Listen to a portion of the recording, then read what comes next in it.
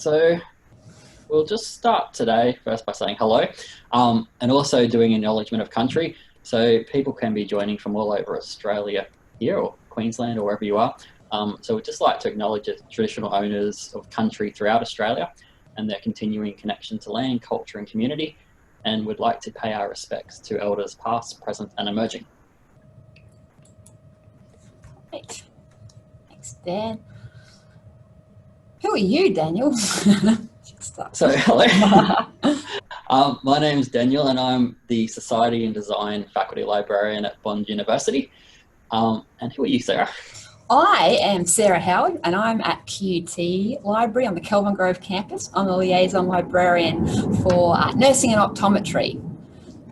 And thank you so much, everyone, for joining us today. Dan and I are on the Teaching and Learning Services Working Party of QLOC, and our wonderful convener, Catherine, asked who would like to present Mendeley, and Dan, you and I thought, well, let's give it a go. So just to give you like a bit of a background, we used it, didn't we? But not a lot. So we have been upskilling for the last few months and getting used to it as well. So we're not experts by any means in Mendeley, but we want to share with you today what we've learned and our experiences from what we've heard from other people as well.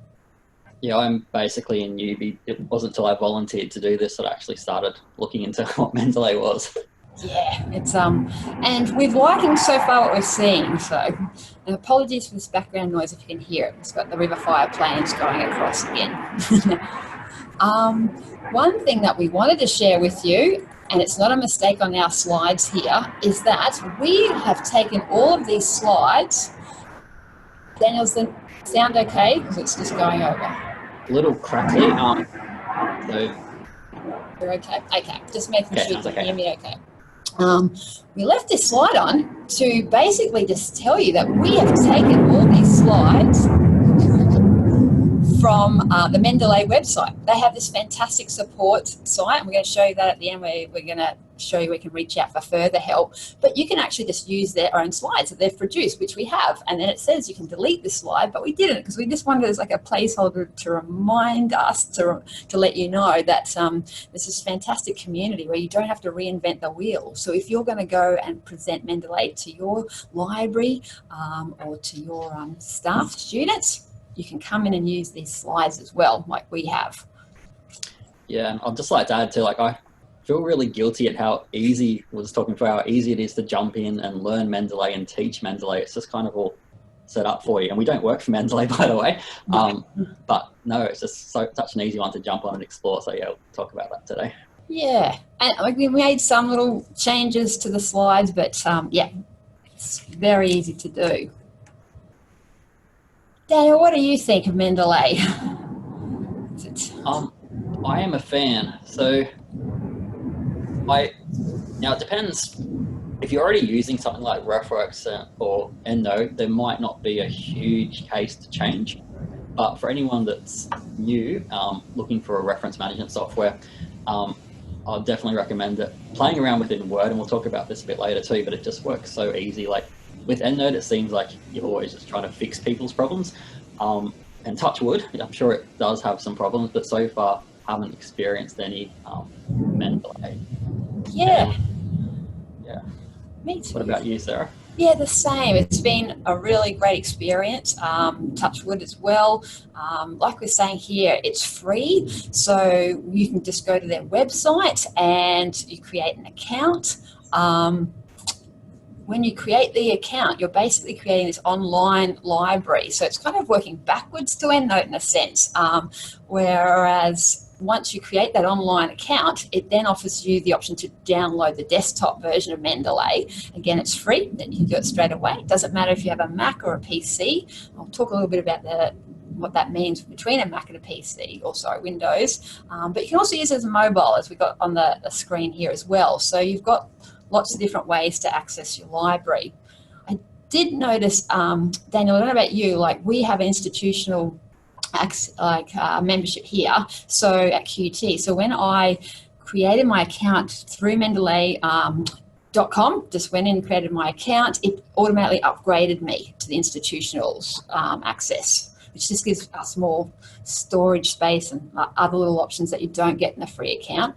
But if you don't have that institutional, it's fine to use. Yeah, so it is free for everybody, but with the institutional one, you go from, I think it's 2 gigabytes personal storage to 100, and 100 megabytes of shared library space to 100 gigabytes. But yeah, it automatically does it if you've got the institutional access, as long as you log on from your institution's computer. Once you've signed up, it'll just give you that bonus access. Yeah, it's that easy. So, deceptively easy. Waiting for something wrong to happen. So, very similar to other referencing software out there. It allows you to organize information that you're finding in databases, online catalogs, to create references. It also allows you to collaborate, like a lot of the others do as well, so you can invite other people into parts of your library and share groups and things like that. But what Daniel and I did find, the added benefits of Mendeley is that it has this online presence where you can get more statistics, and it also recommends readings to you based on your library, and it sends you updates on, hey, you've got this in your library, have you seen this article that's in Mendeley's catalogue. So I found that really useful and exciting as part of the Mendeley package. Yeah, it's basically like, especially the online version is like a research social portal. It can do so much. Yeah, you've got like, if you've got articles there, it'll tell you if people have read it, citations. You've pretty much got access to every single person's references online in Mendeley as well. Like, you can't see who's putting what, but you can search across everybody's references and pull things in from there. Yeah. If you do want, you can upload your resume and it'll recommend jobs for you on that as well. Yeah, it has a lot of benefits to exploring it. So what we thought we'd do today, as you can see, like Daniel and I are just having chats, like informal way of presenting, but we thought that we'd just take you through the basics. If at any stage you have any questions as we're going through, please pop them into the chat. We also have, where are we? The Q&A option as well. Just seeing on chat, yeah, sorry about the planes going through, it should be okay now. If you have any questions, oh, they're coming back. Any questions at the end as well. Hopefully we'll get to those as well. So let's chat about Mendeley and getting started. I'm just going to be quiet while the plane goes back across and mute for a second there. If you want to mute, I'll say. So very easy to get started. As Sarah mentioned before, you just create a free account. As long as you use your institution's email, if your institution does have access, it'll upgrade as soon as you log on campus computer afterwards. But yeah, it's very easy. You just sign up and basically get started. As Sarah mentioned, once you do get started, you can either, if you're at home, you can download the desktop version onto your computer. I know at Bond we have it in our software center. You just can download it there, or you can ask IT if you do have it. But yeah, it was very, very easy to get started and set up. So even though if you are using the desktop version, whether it's for PC or Mac, yeah, it's very easy. There's also a Word plugin, which we'll mention later, but that's just another click to install that one as well. What I would say is probably if you're using like Endnote plugins and RefWorks plugins and Mendeley plugins, you might get a bit confused, particularly if you're doing Endnote and Mendeley together, because some of it's, especially with downloading, some similar file types. But other than that, it seems to be okay. But yeah, I'd recommend just picking one, particularly if you're using with Word. Great, thanks, Daniel. The planes are gone now. Maybe not. Yeah, I spoke too soon. We noticed in the slides that Mendeley share, they do use all Mac examples, but so what Daniel and I have done is we're going to show, this is the Mac example that they've put in for us to look at, but we'll also put in some other screenshots of what Windows and online looks like as well, your libraries. But one great thing I found, Daniel, is that the difference between Mac and Windows is not, there isn't a lot of difference. Whereas like other programs like Endnote, you're kind of like ripping your hair out because you're thinking, oh, in Windows that's citation examples there, and in a Mac it's here. Whereas in Mendeley, it's very similar. These planes are going to drive us nuts. But the Mendeley Mac and Mendeley Windows, very, very similar. So it doesn't matter if you're teaching a class, it's going to be very easy to shift between people who use either a Mac or a Windows.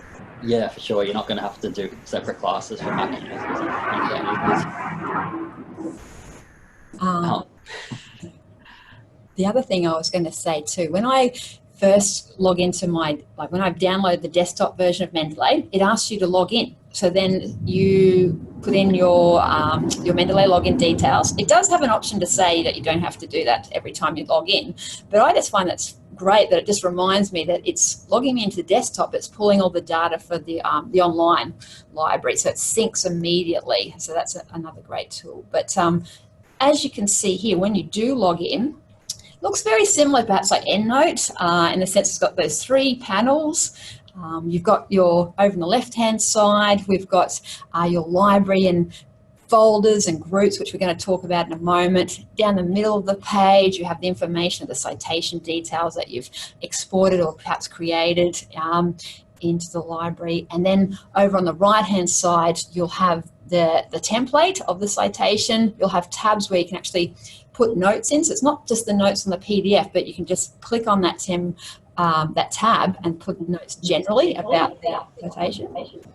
Also, contents, that tab over there is just where if you have an attachment, so you can attach your PDFs. And as you can see down the middle of the screen here, there's a little icon just like an EndNote where it will tell you if you have attachments. It'll also have a little star and a red little read symbol there. So once you put an item in, it'll tell you if it's green, it means you've looked at it, it'll be highlighted. As soon as you've looked at it, it turns it off. You can turn it back on. And similar to EndNote, you can annotate your PDFs too. You can do comments, highlighting notes, which is quite useful. And once you sync it as well, that'll sync to the online version with the annotated PDF for whichever document you're working with. I'll just jump in to show you the Windows PC example as well. So as you can see, it is very similar, again, to the Mac version. Then I found good and bad at first. Like first, when I opened up the desktop, I was like, where are all the buttons? Like, because EndNote, you've got this big long list of like options, whereas here in Mendeley, we don't have a lot, mind you. As I started using it, I thought this is actually good because I don't need all that clutter of things that perhaps I don't need. Like, it's a nice simple way of just using and referencing software package. Did you find that? Yeah, I agree. Like, it took me a little bit of time just to play around and see, where's the bits where I can search for references. But yeah, it is very simple, and once you see where they all are, it does make life a lot easier, I think. To keep going through the menus and going, oh, where was that option again? That's right. And you can create folders and subfolders, which is always good. Yeah. And also, this is what the Mendeley online, so the web version. So it's even simpler than the desktop for Mac and Windows or PC. So but you can still access your library anywhere you are. And you can get this version also on a tablet or mobile device as well. Okay, let's get into it. So once you've created your account, you've perhaps downloaded the desktop version, maybe created a mobile tablet account as well. It's time to start populating that library. And it's really easy to do this. Daniel, did you need to import like a library from like another library that you had from another referencing software manager? I didn't actually try that, so I can't actually speak to whether that worked or not. I did a few things. I dragged and dropped PDFs, and for some it could automatically generate the whole reference. Other, depending on the PDF, you had to add a few things yourself.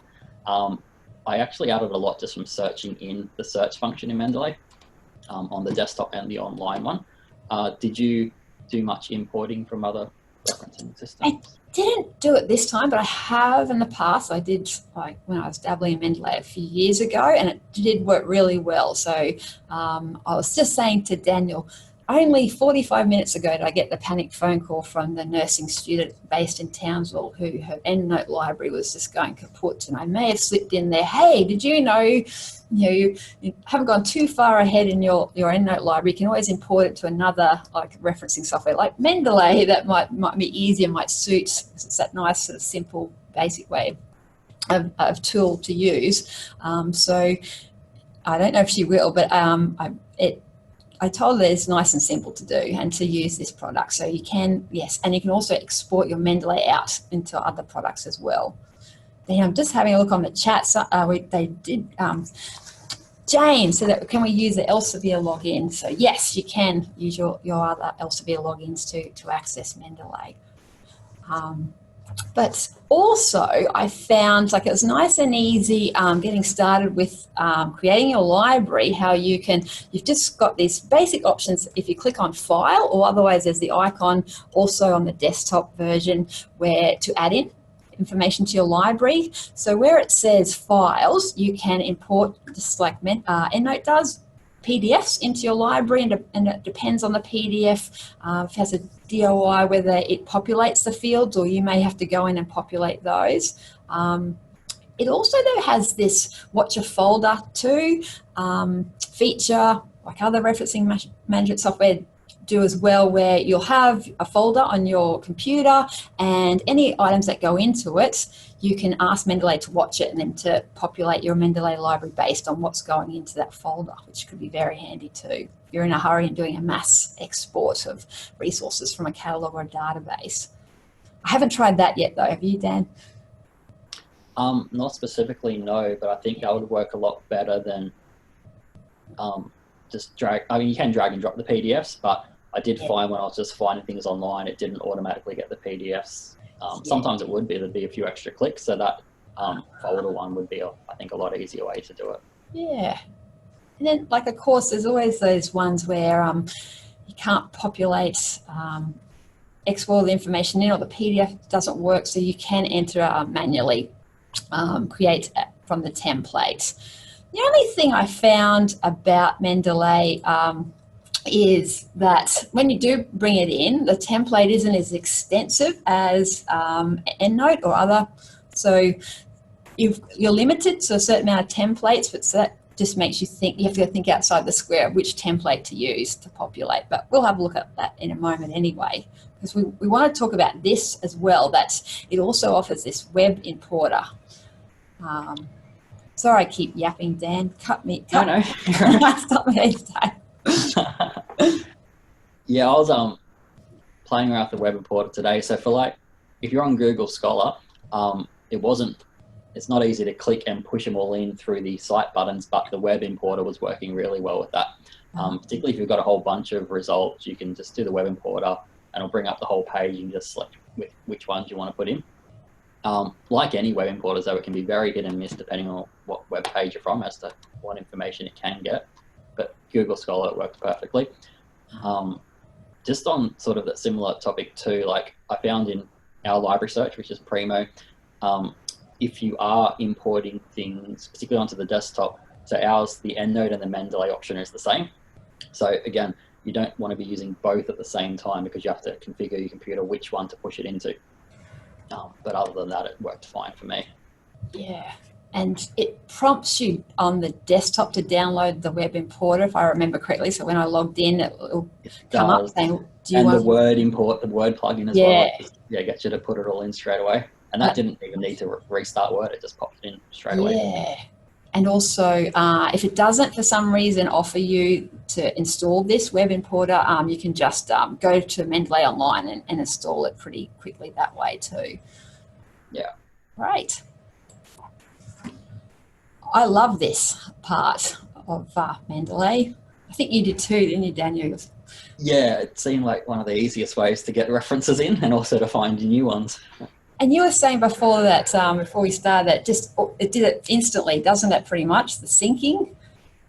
Yeah. So I've kind of playing around with using the web version and the desktop version at the same time and just adding things in one or the other. The web one, you don't have to sync, obviously, but then for the desktop one, just hit sync to make sure, and pretty much took 3 or 4 seconds before it was up in the online version as well. And that's great for like creating backups of the library. So that's a common question like we get asked, which makes sense. Like, how do I keep, how do I look after my library and back it up? And this is the great thing about Mendeley, that it is online at the same time, your library as well as the desktop. You've Yeah. already created that account, not like Endnote, for example, where you may have one of each and haven't joined it together. But yeah, it's really great, this whole sync process. Yeah, well, I'm not sure if you have a really large library. I'm sure it'll Yeah. take a little bit longer, but I'd had no problems at all. There was one little option where I think, Dan, you can also like take it off as a file. It is up in the on the desktop version where you can export Mendeley, so it's not just in the cloud. So you can put it onto like a hard drive somewhere as well. So for someone who is like, you know, or anyone that wants to really look after their library and have it in like 3 places, you have your desktop, the cloud, and then export that other version of the library as well. Yeah, and I'm just looking at my online Mendeley too, and it does have an export to MS Word option as well. Just on the online ones, you can download the whole thing into there. But yeah, it does sync with Word in the plugin also. So that's how simple it is of setting up your library, starting to import items and anything that has RIS file, and if a database you're using doesn't say the words Mendeley or it's what RIS files, just use that option and it brings it into your Mendeley library. But once you start building up your library, we have to manage it. We have to start, as librarians, start organising it and putting it designing it the way that we want to best use it. So here are some of the little tools. We've already mentioned that it does attach the PDFs over. We're going to talk a little bit more about that PDF reader soon. I found the star icon, just like it does in EndNote, also helpful if you wanted to highlight particular readings that you want to look at later. And also that read button is really useful too, to know what you've looked and haven't looked at. Just like EndNote as well, those tabs at the top with all your fields with author, title, year, you can also click on those to put them in chronological, alphabetical order and things like that. Yeah, and you can't see it in that screenshot, but just past title, they've also got a added, and it's the date and time the date, if it's the same day, it's the time that you've added references, and I find that really useful too, because sometimes you might think, okay, I remember that research I did a week ago and I added a bunch of references. You can just click and sort them by date. I think it default sorts them by date unless you change it as well. Oh, yep. And I just found that really useful. And Daniel, so that's kind of similar to over on the side in your groups where you can look at the recently added and recently read as well. So it's unlike EndNote, I said to Daniel, I promise I won't keep comparing it to EndNote, but I have already. It shows your all documents, not at the top, but under your library here. And then you've got these options where you can just have a look at what has been recently added. I know that EndNote does that too, but also recently read. And then you've got your favorites. But there's also this little feature that says needs review. And I've been using Mendeley a bit for a conference paper I'm doing at the moment, and it's fantastic. So when an item comes into your library, it may pick up that it needs review, that maybe fields missing, or it suspects something is wrong. It puts a little warning notice at the top of that record and labels it needs review. So then you can go and have a look at it. So that whole idea of garbage in, garbage out is helping you do it. So it's making sure everything coming in is going to be fixed up. So then when you start using it with Word or taking it outside of Mendeley, it's going to be perfect and ready to go. And so, yeah, you can come and click on that needs review area and have a look at all those items in your library that have been labelled that they have some issues, maybe that need sorting. Yeah, and from that one too, if you click on the needs review, you can either mark details as correct or search, or there's an option usually to view research catalogue entry for this paper, and it'll take it to Mendeley version of that reference just to check everything. So you can just open it straight up for there as well. Yeah.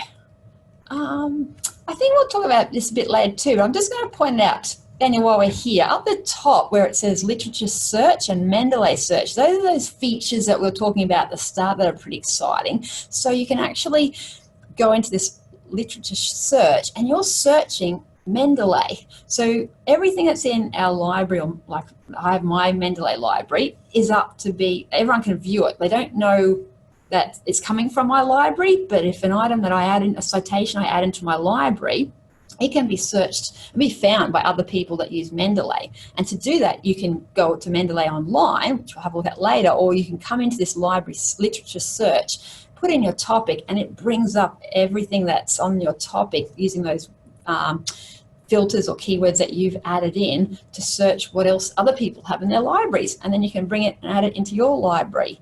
And even going a step further, Mendeley Suggest is where it suggests other articles that are in Mendeley based on your library. And you can set up alerts so that I get an alert like once a week from Mendeley saying, hey, I see you're into virtual reality and augmented reality because that's what your whole library is about. Here are some articles, or here are some items that have just come into Mendeley that perhaps you should consider putting into your library. So it's a pretty cool feature. Yeah, it is.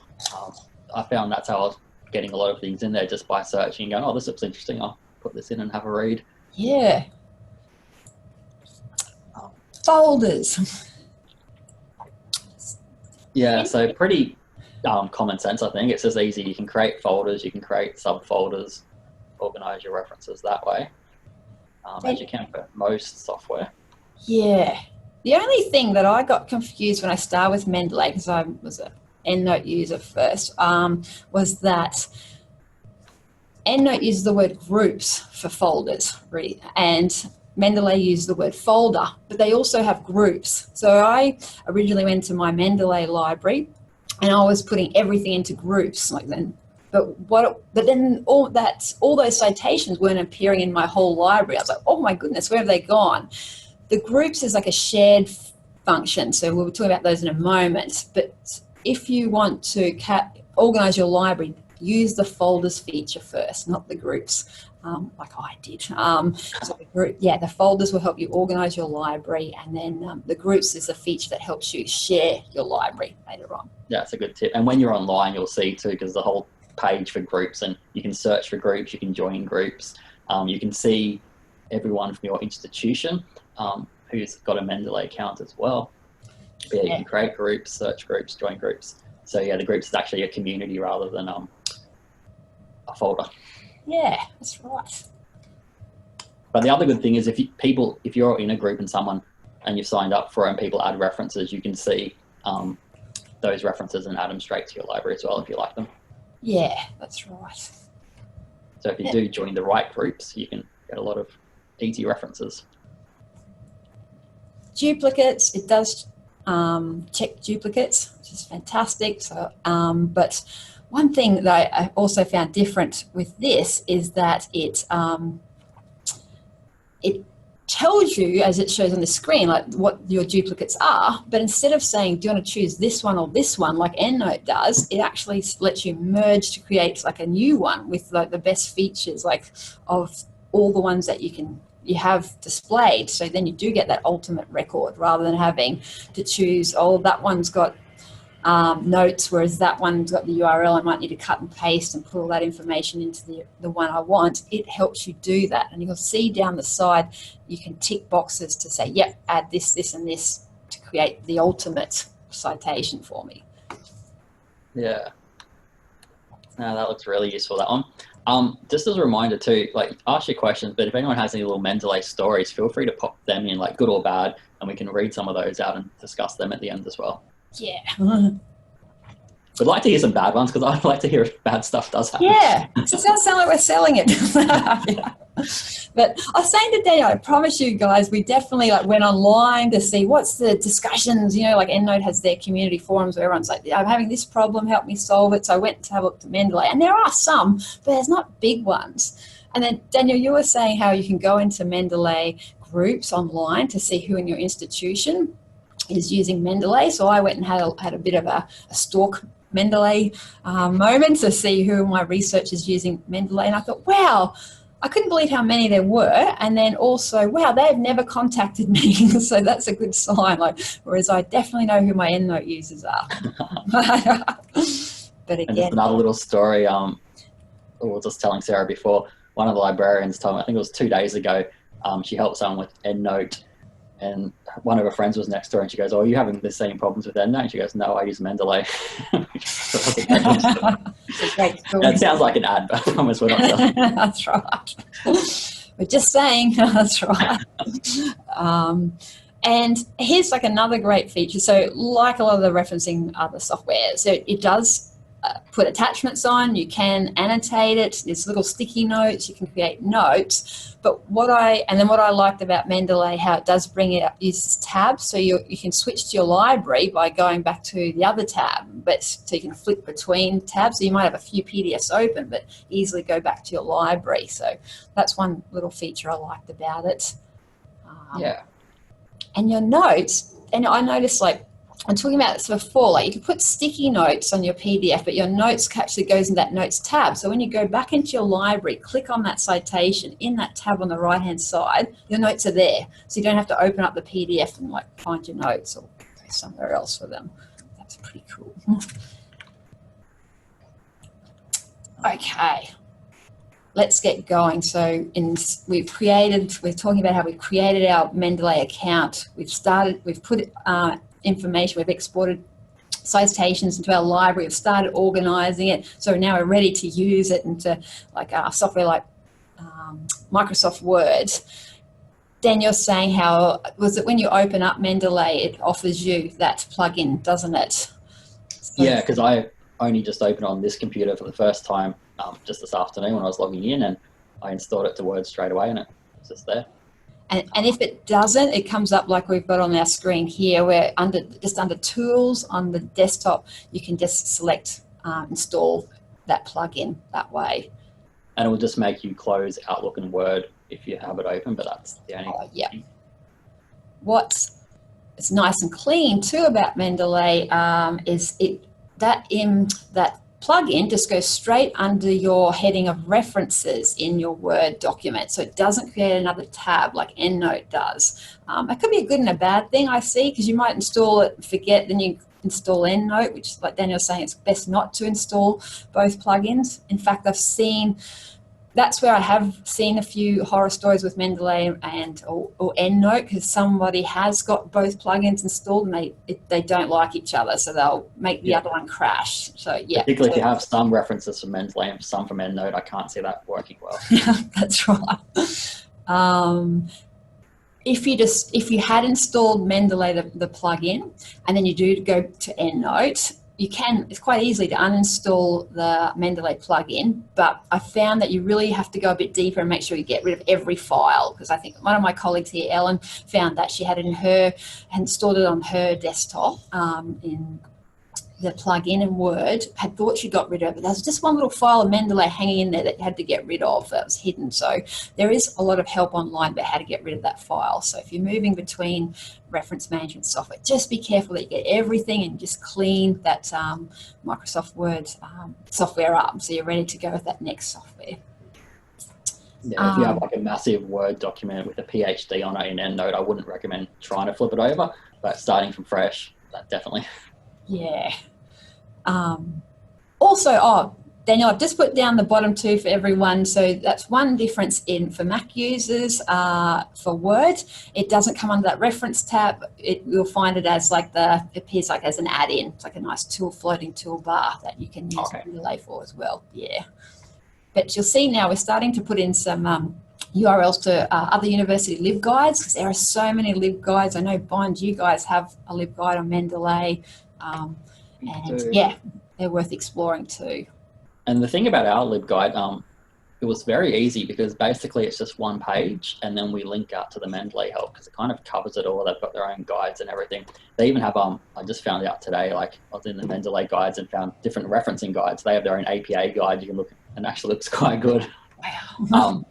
But yeah, so we've basically just given an overview of getting set up and what it can do and then link out to their help because it is quite easy to find help from their side as well. So yeah, if you're thinking of using Mendeley for university, you don't have to do a lot of work of creating library guides. Everything, just kind of do a landing page and launch out from there, I think. Yeah. Just once you've installed the plugin, this is what we've got up on the screen. It looks like Word for a Windows PC. It's different to EndNote, so took me a little while to get used to it, but it's not too bad. I don't mean it took me a while, but it has that little area, and again, not a lot of tools offered compared to EndNote, so you don't have this big range of buttons to explore. You've simply got insert citation, like update, you select the style that you're using, and we'll talk more about the styles as well later. But what the main thing I found that was different is I'll write my sentence, I'll come into the references tab, I'll insert citation, so this box pops up.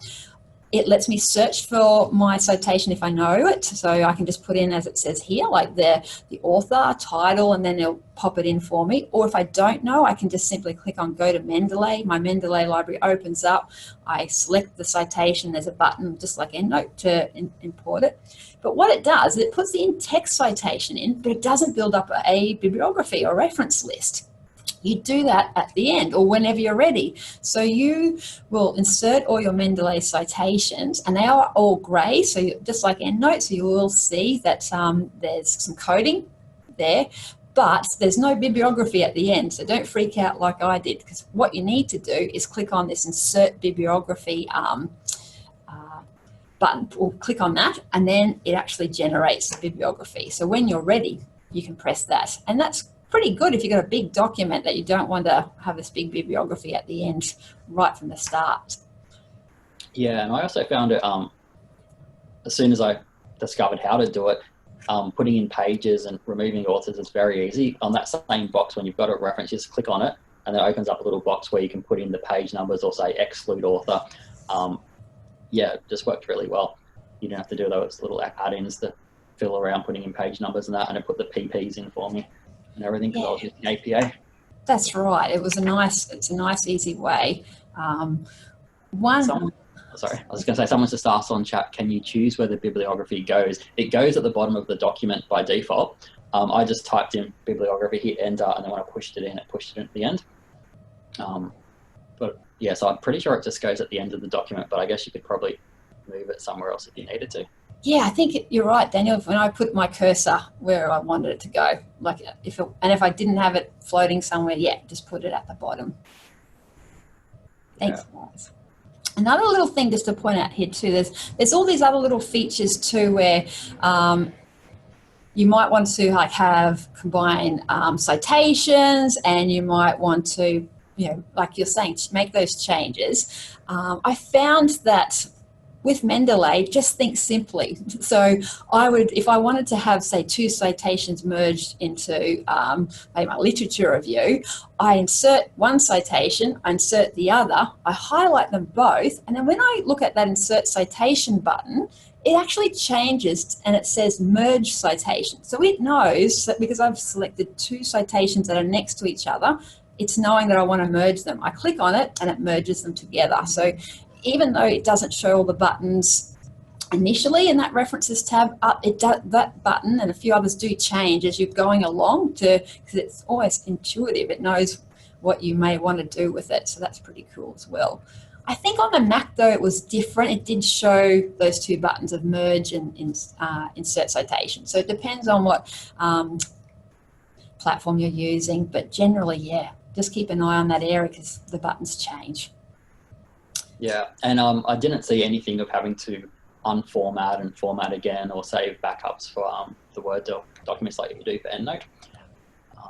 Yeah, it was, yeah. It's kind of like you kind of think, are we okay here? So far, so good. And this is just an example of the Mac. Same buttons, just along that add-in, and you'll see that they have, it says insert or edit citation there. Yeah. But this is important to talk about, of course, the citation styles.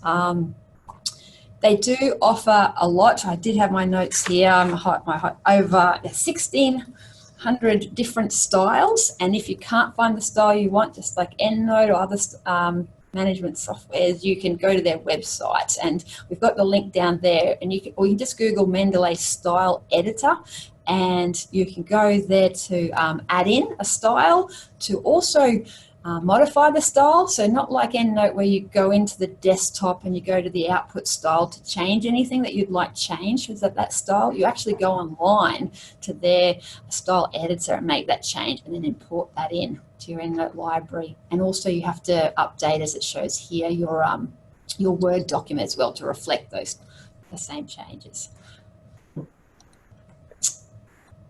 Yeah, and I found that sometimes it's a little hidden on Mendeley. I'm like, which style am I at? So it's not as clear cut as EndNote. So sometimes I might be looking around, but if you go up the top to view of all the tools, that will actually show you what style you're at, and that's how you can change it as well. And this little box pops up. Yeah, and for me, luckily it had APA by default, so I didn't actually have to change it. Right. If there's any law people out there, I haven't found AGLC in there, but I guess that's the same for most law referencing. You just need to do it. Have a look. Okay, so this other great feature, like sharing citations when you're collaborating with people. We were talking a little bit about this before, where it does have that feature we can create groups. So these are separate to the folders. So in your desktop, it'll be just below your folders. There's an option where you can create a group. So you give it a name, and then this box pops up where then you can share it with somebody. There are some restrictions you can see on here. So you can make it private group. So it is just for you. You can make it invite only. So you do put someone's email address in, they get the invite, and they'll have to have Mendeley they have to create an account to open it up and have access. Or you can also make it open. So that, and like Daniel's saying, there's heaps of open groups out there when you go to Mendeley online. So you can join a group that's on the same topic. And then I joined one called Mendeley for Librarians. Ah! Didn't see that one. That's fantastic. There was a restriction, I think, with the free account. You can only have, here we go. You can only have one private group with 3 users on it. So for the free account, there is a little bit of a restriction with that. But yeah, you can just drag your items into those groups and share it from your library. Yeah, for the institutional one, you've got unlimited public groups and unlimited private groups, it looks like. And Daniel, you're saying this is pretty cool, isn't it? Like how you can, when you make some changes in those groups, if it's private, you'll see that people have made changes and everyone has different colors if they're highlighting. Yeah, so if you were working on a project, you wouldn't have to save it somewhere else, like, Google Docs, whatever. You can just work on it in there. Sort of put your own notes and everything. Yeah, it's nice. Oh, we're getting some questions, Dan. Sorry to throw it your way. Would you recommend this for shared libraries for a systematic review? I think so. Yeah, it would be a question for Sarah. Sorry. No. Sarah, would you recommend this for a systematic review? Yeah, it would be a good tool to use. I've looked into I was a bit worried about copyright. So when you share it, Mendeley say, because from the US it's fair use, it's okay, because they're going to see that's PDFs that you've got from your institution that they may not have at their institution, but they're going to see it online. But because it's private, that's your call. So it's just, but yeah, it's a great way of sharing citations and when you're doing something like a systematic review. And the other thing about, I'm not sure if it comes up later on the slides, but when you're in a citation online, you can see, it's got all the metrics, but you can also see how many people from Mendeley have read it. So if you put up your own articles, you can see who's actually read it, isn't that, which is really cool. That's cool.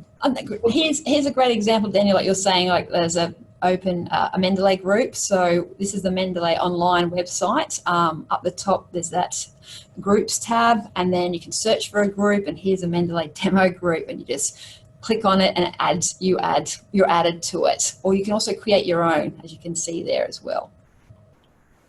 Yeah. Right, that was a great segue talking about some metrics as well. So we spoke about before how you can search the Mendeley catalogue, as it says here. You can do it online or through your desktop, and then you can add it straight into your library. You'll see that little tiny icon where it's a blue down arrow with a grey drive. That's just saying that there is a full text available, and your institution will hopefully pick that up and then add it on.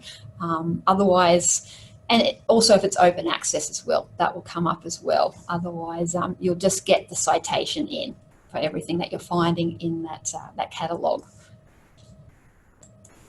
Yeah. And that's what it looks like when you're on their website. Just looking at this profile, so this is a Mendeley profile.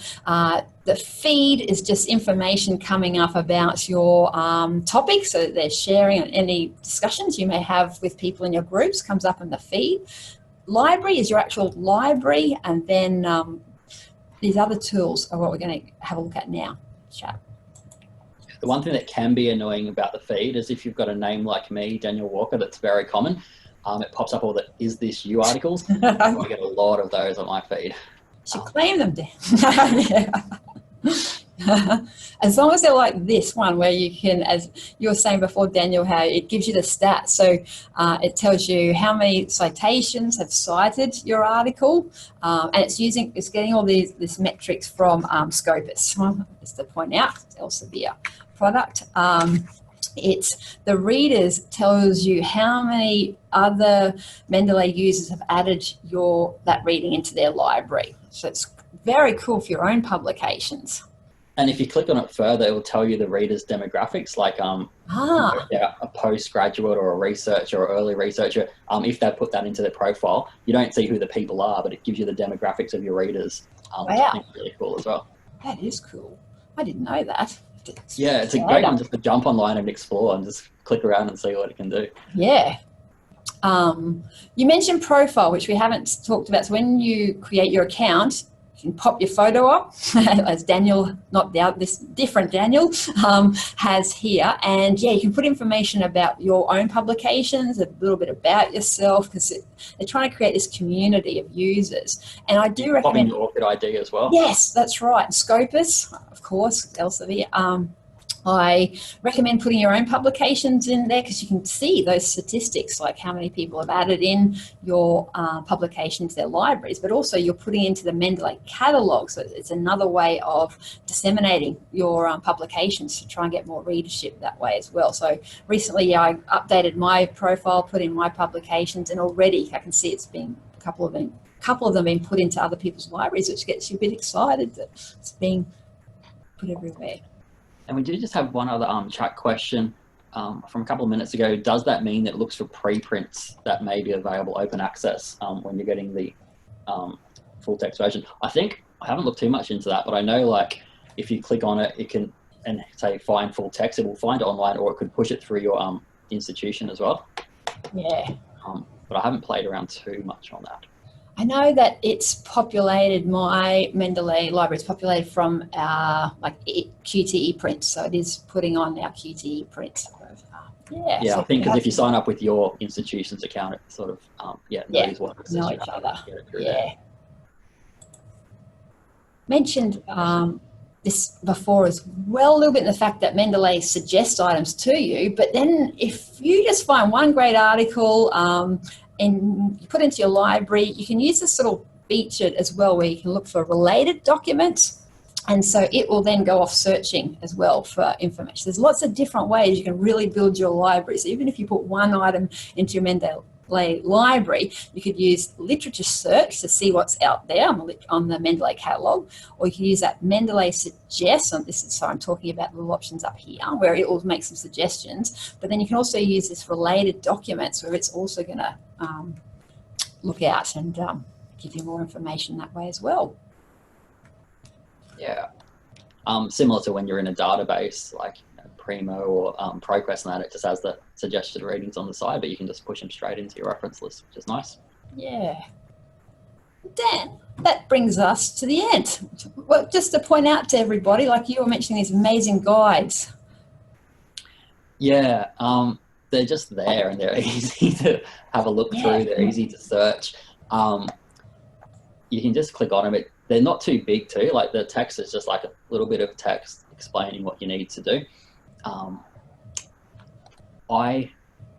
There is also, all the different options you can go. I haven't explored through every single one of them, but you know, you can look at the help for desktop or for web. If you are using iOS or Android, it's got those ones too, as you can see.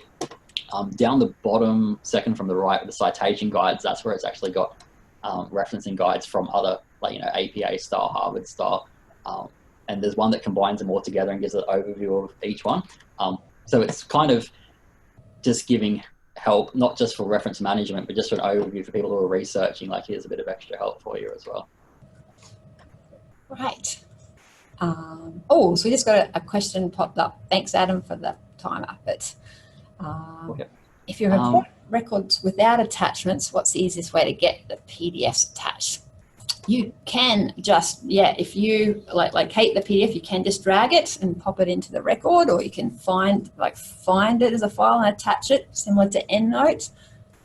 You can also click on the record, and if you jump on the right hand side, I think it's like go to record or something online. I can't remember the exact wording of it, but that opens up the web page for it, and then there's an option to find full text, and you just click on that button, which can do it as well. So Dan, we just got the question. A bit of clicky. Sharon just gave us the question, will it find the full text like Endnote? So that kind of works like what you just said. A little bit, just a few extra clicks though. Yeah, and it doesn't have that amazing feature that Endnote does. There we go, there's one downside. That'll just find all the full text and put it in. Not that I've found anyway. But there was that little full text icon you get if it does have access to that you can click on inside Mendeley. But if it doesn't have that, then you have to sort of source it yourself and put it in. Yeah. And the other thing I just remember I forgot to tell everyone too is, like, with Word, you can also just extract, or with if you want to extract your library just as there's citations, you can easily pull it out, just a bibliography from your Mendeley library. And the best way to do it is actually open up your Mendeley library, open up Word document, you select your Mendeley library, all the citations, and you simply just drag it over to Word, and it just takes a copy, like the copy formatted feature in Endnote. So it does do a lot like Endnote and some of the other tools out there, but I still find that it's just this lovely, simple way of getting started with referencing management. Particularly, this would be a great product for undergrads or coursework master's students to get in the zone to build up a library. Then if they do go on a PhD, I think Endnote would still be my tool of choice for like a big paper, and then again you can export all your Mendeley library into Endnote. But yeah, generally I found this a great tool. Yeah, and I think the online's just the extra bonuses you get for Mendeley Online, like the researcher networks, the groups, the senior citations for your records of readers, but also for other articles that you're looking at. You can search for articles and see, okay, this one's been read, you know, might not have been cited that often, but it's been read 10,000 times.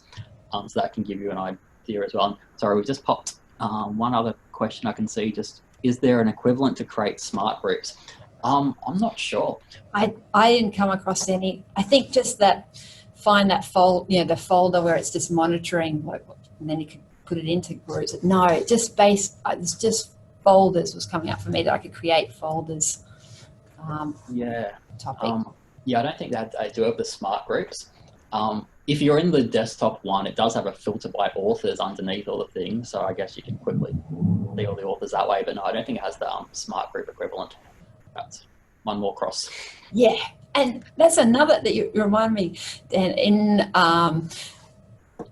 in your library you can tag your items, so you can put keywords in to help make it searchable to find items in your library as it gets bigger. But I've been tagging it, so with a certain topic, so then I can so I don't need to create a folder or a group because I've tagged it. And then when you click on the tags, and that area is just at the bottom of the desktop, you'll click on that particular title of your tag and everything pops up. So you're really creating your own groups as you go, folders as you're going along. And that's kind of similar, like as close as you get to a smart group that's by you tagging it, and then it's coming up, but it doesn't have, I think, that feature that Endnote does.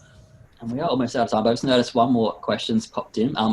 Okay, so from Semra, having used both Mendeley and Endnote, would you be happy to share which of these you prefer? Nothing against Endnote, but I am very happy to say I way prefer Mendeley.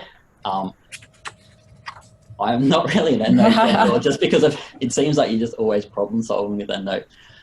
It can do more. Endnote does have more functionality. So it depends what you need it for, but for what I would need to do, definitely prefer Mendeley. And I just love all the online features. You get the extras as well. Yeah. What about you, Sarah? I agree. Maybe then it depends who you are. Like we're talking about like what level of research you are, because if you do, like Endnote does have those features like smart groups and find full text that would really pay off. But maybe Jillian, like the systematic review, that will be more useful. So yeah, I would say really high level researchers. I'm still an Endnote supporter, I think, but for Mendeley, the bulk of people out there, I know in my consultations from now on, I'm going to be recommending Mendeley to show them both. Like, yeah. And if you're working with Word, I found Mendeley worked a lot easier in Word than Endnote does, for me anyway. A lot less problems. I've been like, if I got something, I can just delete it easily because I don't have that bibliography generated yet as well and things like that. Is there any other questions? Look at the time. We're doing well. Time flies when you're talking Mendeley. One last question. Endnote v Mendeley, do you find there is a maximum size of the library before it becomes a problem?